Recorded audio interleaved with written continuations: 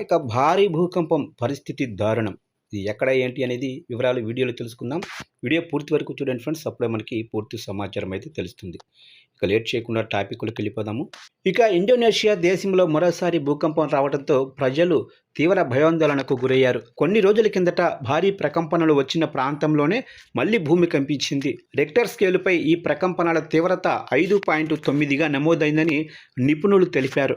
ఈ తాజా పరిణామంతో స్థానిక ప్రజలు ఇళ్ల నుంచి బయటకు పరుగులు తీశారు. కొన్ని రోజుల క్రితం 7.7 తీవ్రతతో పెను ప్రమాదం జరిగిన తర్వాత అదే ప్రదేశంలో మళ్లీ ప్రకంపనలు వచ్చాయి. భూగర్భంలో వచ్చిన మార్పుల వల్ల ఈసారి 5.5 తీవ్రతతో భూమి కంపించింది.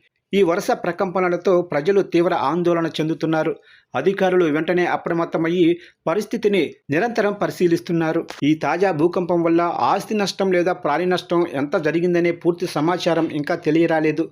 ప్రభుత్వ యంత్రాంగం రక్షణ బృందాలను రంగంలోకి దింపి సహాయక చర్యలను వేగవంతం చేసింది. ఎవరికీ ఎలాంటి ప్రమాదం జరగకూడదని అధికారులు అన్ని జాగ్రత్త చర్యలు తీసుకుంటున్నారు.